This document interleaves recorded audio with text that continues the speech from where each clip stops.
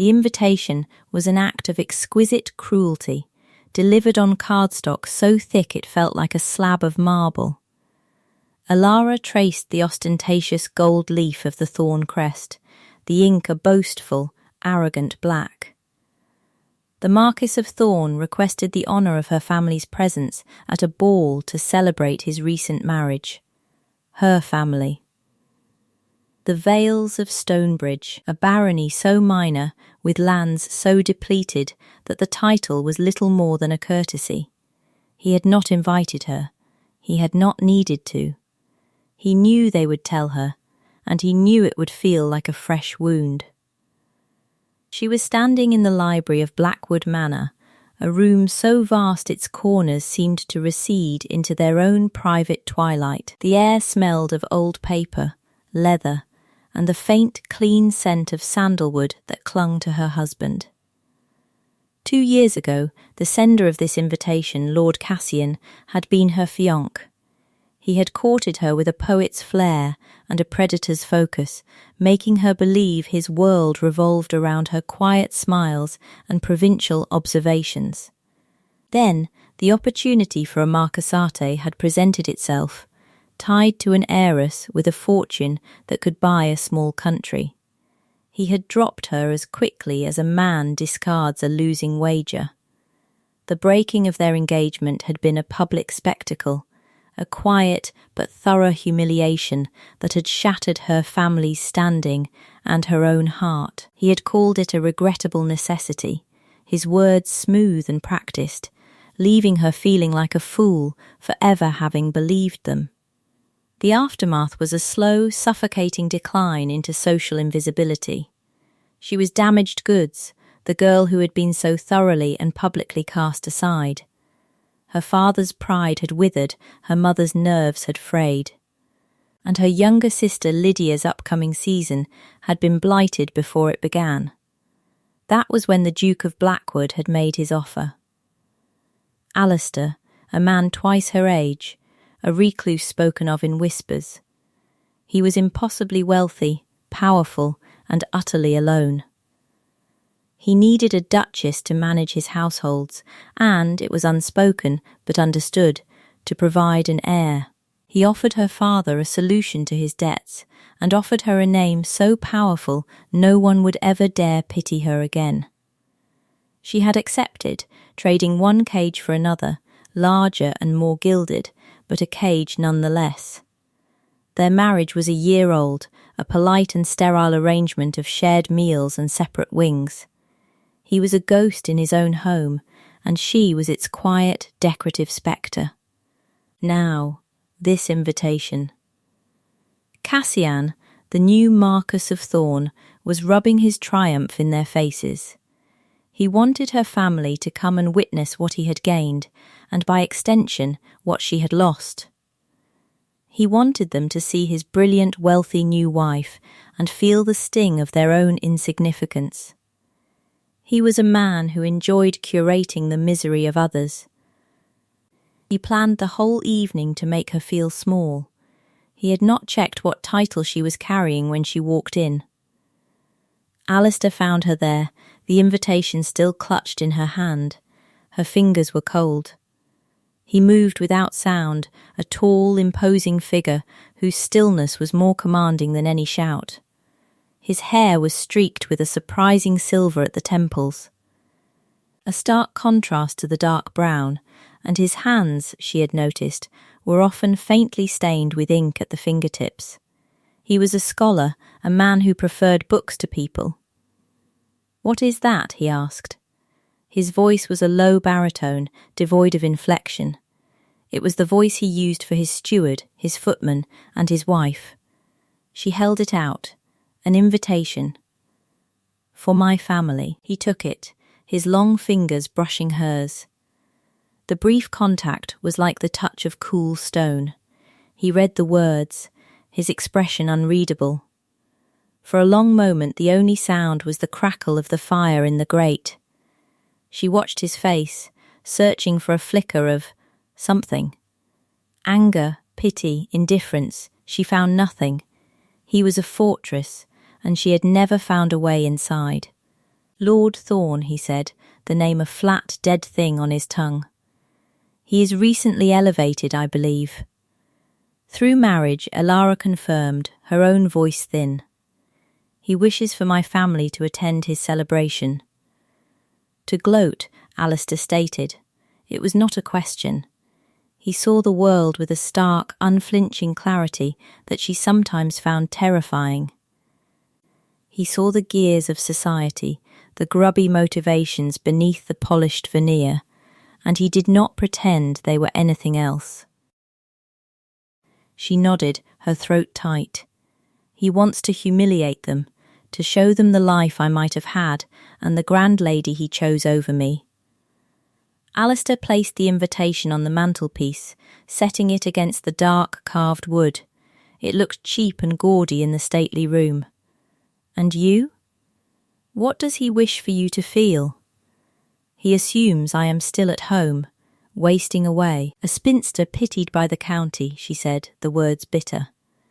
Their own marriage had been a quiet affair, a special licence and a small ceremony with only the most necessary witnesses. It had been reported, of course, but Cassian, consumed with his own glorious ascent, had likely paid it no mind. A minor baron's daughter marrying a reclusive. Strange Duke was hardly the stuff of riveting gossip compared to his own dazzling match. He would assume it was a fiction, or a desperate, loveless bargain. He would not be entirely wrong. She expected Alistair to dismiss it, to toss the invitation into the fire and command her to forget it. That was his way. Problems were to be eliminated, not engaged with. Instead, he stood in silence for a full minute, his gaze fixed on the flames. The silence in the library stretched between them, thin and fragile like a pane of frosted glass. "We will attend," he said finally, turning his dark, serious eyes to her. Elara's breath caught. "We? You are the Duchess of Blackwood.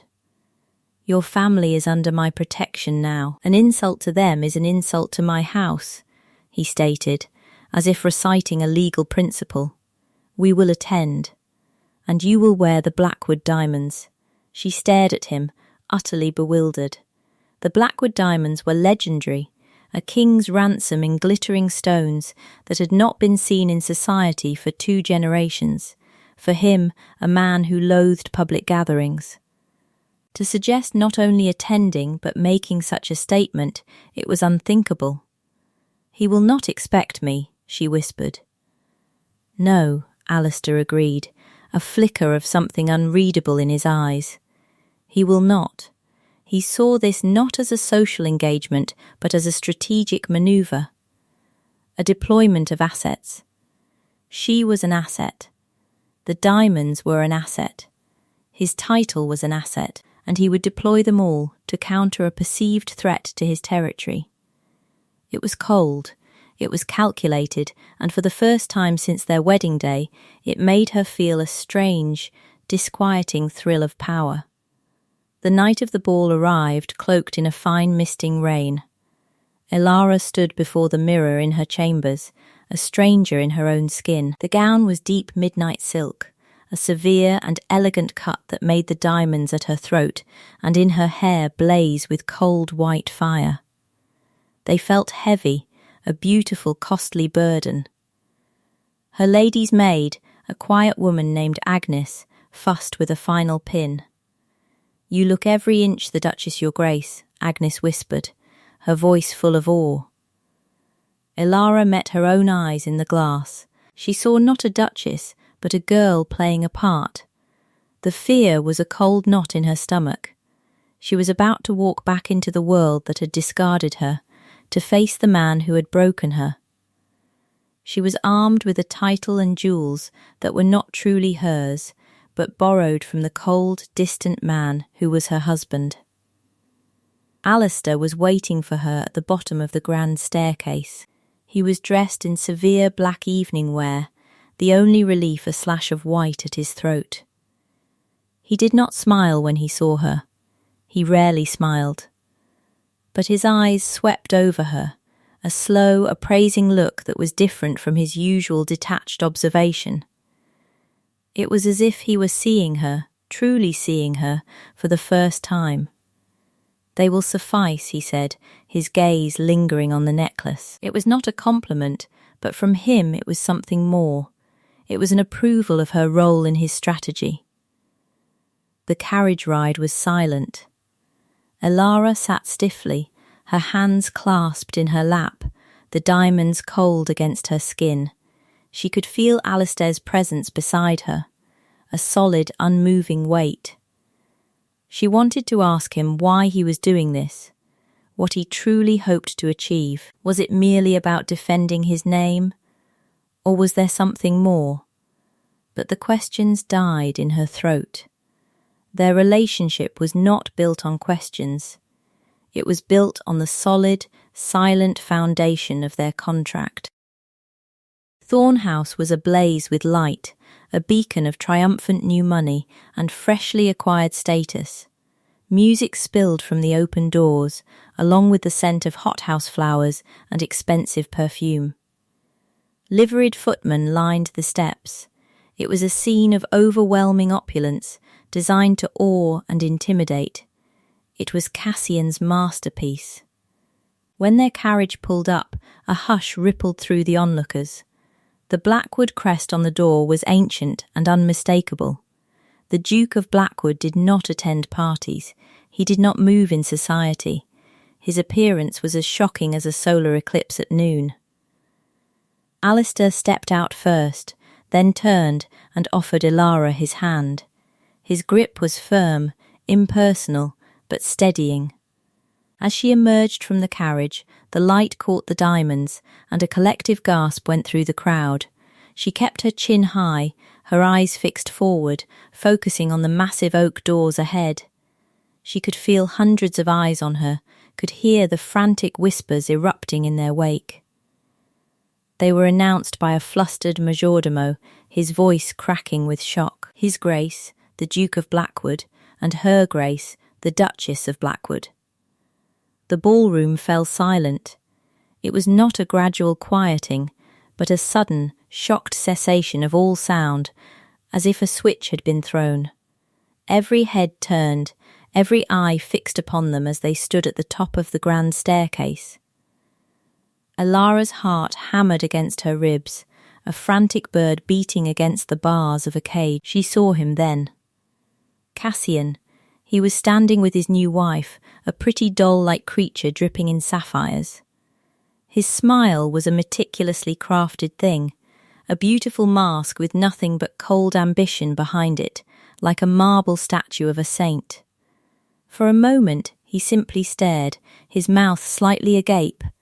His eyes flickered from Alistair's imposing figure to the Blackwood diamonds at her throat, and then finally to her face. She saw the precise moment recognition dawned, followed by a wave of pure, unadulterated shock. His carefully constructed evening had just been derailed by a ghost he thought he had long since exorcised. He recovered quickly, his politician's smile snapping back into place. He and his new Marchioness began to move toward them. Gliding through the parted sea of guests, Elara felt Alistair's hand move to the small of her back, a subtle, proprietary gesture that was both a warning and a source of unexpected strength.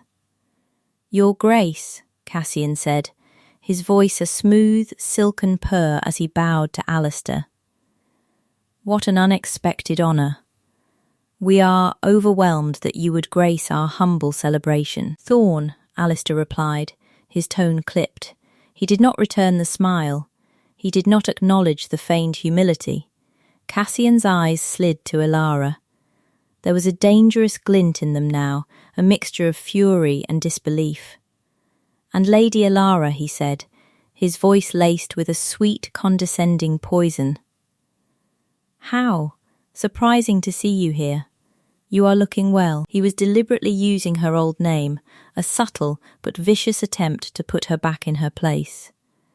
Before she could respond, Alistair spoke, his voice like the crack of a whip in the silent room. You will address my wife by her proper title, he said, the words quiet but carrying an unmistakable threat. You will address the Duchess of Blackwood. The colour drained from Cassian's face. He had clearly assumed she was here as some poor relation, a guest of a guest, perhaps brought along by her family. The reality that she was the wife of the most powerful, reclusive, and respected duke in the kingdom was a blow he had not anticipated. His carefully planned humiliation was beginning to unravel. From across the room she saw her family. Her father, looking older and more tired than she remembered, his eyes wide with confusion. Her mother, wringing her hands, a nervous flush on her cheeks, and Lydia, her sweet younger sister, staring at her with open-mouthed wonder. They looked small and lost in the glittering throng, precisely as Cassian had intended them to. A surge of protective anger washed over her, drowning out her fear. Cassian, ever the performer, laughed it off, a brittle, unconvincing sound. Of course. My apologies, Duchess, a slip of the tongue. The shock, you understand. We are all just so delighted for you. His eyes, however, told a different story. They were cold with calculation, already searching for a new angle of attack. The music started again, tentatively at first, and the conversations resumed in hushed, excited tones. The entire focus of the evening had shifted. They were no longer here to celebrate the Marquis of Thorn. They were here to witness the public debut of the mysterious new Duchess of Blackwood. Elara felt 100 pairs of eyes dissecting her, assessing her gown, her jewels, her marriage. It was terrifying, but with Alistair's hand still resting on her back, it felt manageable. He led her toward her family. Her father bowed low, his movements stiff. "Your Grace," he murmured, not quite meeting Alistair's eyes. "Baron," Alistair said with a slight nod. Her mother curtsied, her eyes darting nervously between Elara and the Duke. It was Lydia who broke the spell, rushing forward and grasping Elara's hands. "Elara, is it true? Are you really?"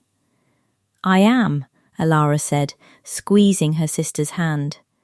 She saw in Lydia's eyes not just shock, but relief. The shadow that had fallen over their family was, in this one spectacular moment, lifted. Alistair was surprisingly gracious. He spoke to her father about estate management, a topic that immediately put the Baron at ease. He complimented her mother on her daughters, a simple, formal statement that nonetheless made the Baroness blush with pleasure. He was performing the role of the new husband perfectly. But Elara watched him, and she saw the tension in his jaw, the way his eyes constantly scanned the room. He was on high alert, a sentinel guarding his territory. Later, Cassian made his move. He cornered her near a colonnade while Alistair was briefly engaged in a conversation with another peer. He moved with a predatory grace she remembered all too well. "A duchess," he hissed, his smile gone, replaced by a tight, angry line. "You played your cards well, Elara. I underestimated you." "You overestimated yourself," she replied, her voice steadier than she felt. "You assumed I would simply fade away. This is a marriage of convenience, is it not?" He sneered. "Everyone knows the Duke is a cold fish, a man made of stone and ledgers. He bought you to warm his bed and produce a spare. Does he even speak to you?" His words were designed to wound, to find the cracks in her new armour and pry them open. And they did wound, because they were so close to the truth she herself feared. Their marriage was a contract, their conversations were stilted, their nights were spent in separate wings of the vast, silent manor. She lifted her chin. "My marriage is my own affair, Lord Thorn, and it is certainly no concern of yours, is it not? I made you. The pity you garnered after I left, That is what made you attractive to a man like Blackwood. A wounded bird he could lock in a pretty cage. You should be thanking me." His arrogance was breathtaking. He truly believed he was the architect of her life, even now. Before she could formulate a reply, Alistair was there. He had not seemed to be listening, but he had heard everything. He did not look at Cassian, he looked only at Alara. "Are you enjoying the party, my dear?" he asked, his voice calm, but his eyes were like chips of ice. The use of the endearment, so alien from his lips, was a shock. It was a weapon, deployed with precision. He placed her hand on his arm, a clear and public claiming. Cassian's face tightened. "We were just reminiscing, Blackwood, I am sure," Alistair said, his gaze finally shifting to Cassian. It was a look of such profound, dismissive contempt that Cassian actually took a step back. "But the Duchess and I have other obligations. We find the company here lacking." With that, he turned and led her away, leaving the Marquis of Thorns standing alone, his face a mask of impotent fury. They moved to a set of French doors that opened onto a secluded terrace overlooking the gardens. The cool night air was a relief after the stifling heat of the ballroom. For a long time, neither of them spoke. The music from the party was a faint, muffled beat behind them. Alara's heart was still racing from the confrontation. "Thank you," she said quietly. "He insulted you," Alistair stated, as if that explained everything. "It was my duty to intervene." Duty. Always duty. The word was a wall between them. His words, some of them were true, she confessed, the admission costing her. "Our marriage is a convenience. You do not. You barely know me." He turned to face her, his expression uncharacteristically troubled. The moonlight silvered his hair and softened the harsh lines of his face. "I know that you are resilient," he said, his voice lower than usual. "I know that you are intelligent. I have seen the notes you make on the estate accounts. They are more astute than my steward's." She was stunned into silence. He had noticed. He had been watching, observing, all this time. "And I know," he continued, his gaze intense, "that you have endured a great deal of cruelty with a dignity I have rarely witnessed." He paused, as if weighing his next words with immense care. "When I heard what Thorn had done to your family, the dishonour of it, it offended my sense of order, of justice." "So you married me to restore order?" she asked, a hint of her old bitterness creeping in. "No," he said, and the word was sharp. "I married you because I had observed you for months at various county functions before Thorn ever broke your engagement. I saw a mind and a spirit that deserved more than to be a decorative accessory for an ambitious fool. I offered you a title and a fortune because they were the only tools I possessed that society would recognise as valuable. But I hoped in time you might see that the man who holds them values you for more than that." It was the most he had ever said to her. It was a confession, a revelation that cracked the very foundation of their polite, sterile arrangement. He had not chosen her at random. He had not bought her out of pity. He had chosen her. The cold, distant Duke was not cold at all, but guarded. He was a man who spoke in actions, not words, and his actions had been to give her a shield, a platform, and the space to heal. "Why did you never tell me?" she whispered, her voice trembling. "Words are easily manipulated," he said, looking away toward the dark garden. "Thorn is a man of pretty words. I wanted my actions to speak for me. Perhaps I have been silent for too long."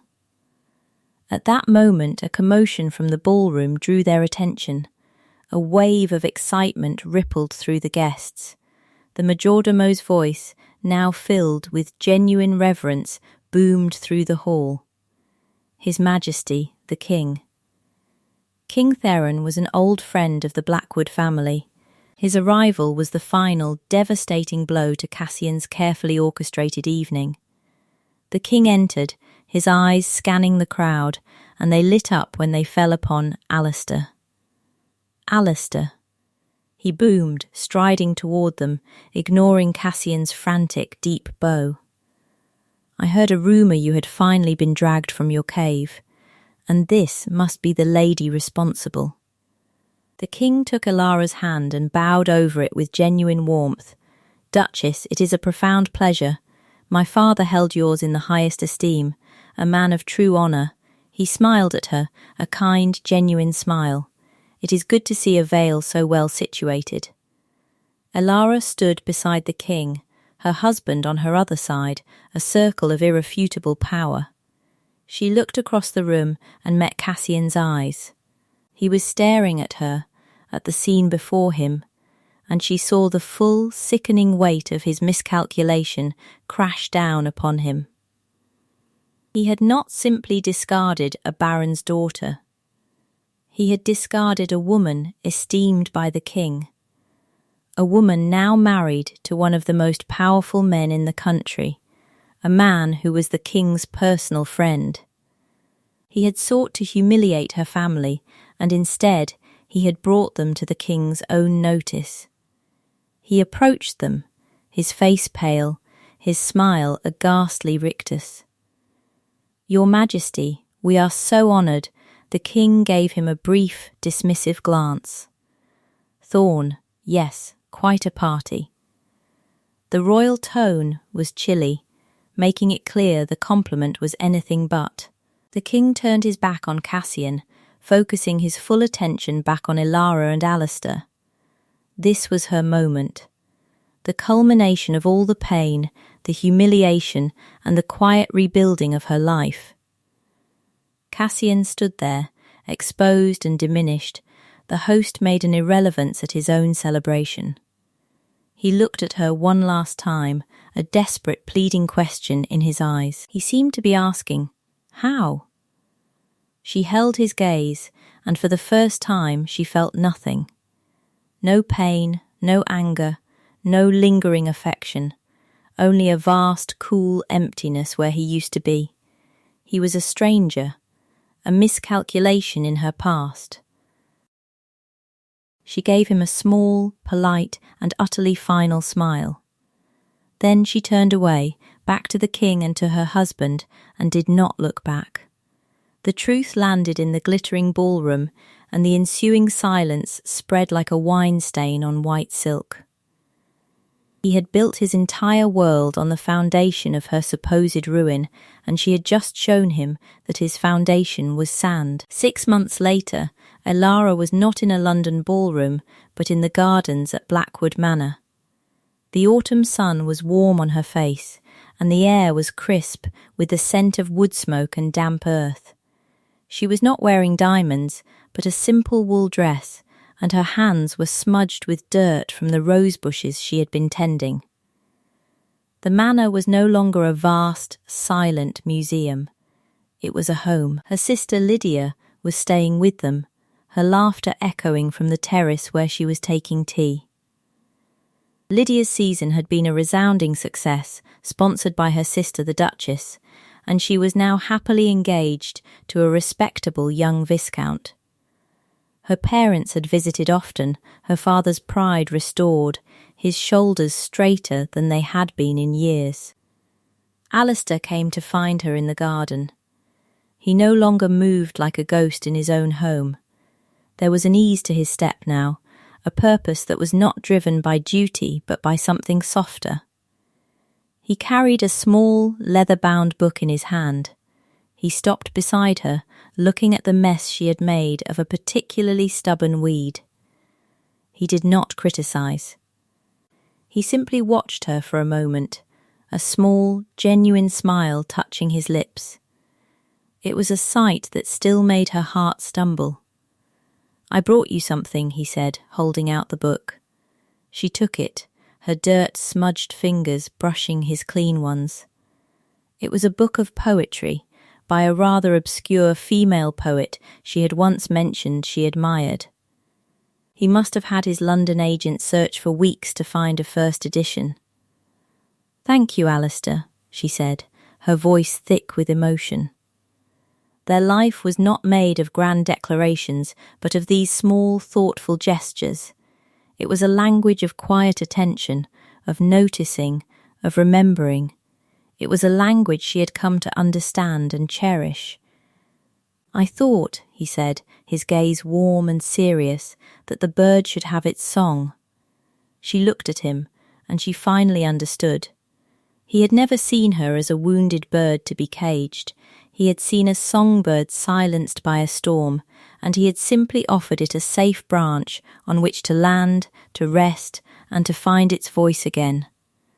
The cage had never been the manor, or the title, or the marriage. The cage had been her fear, her past, her belief that her worth was something that could be given and taken away by a man like Cassian.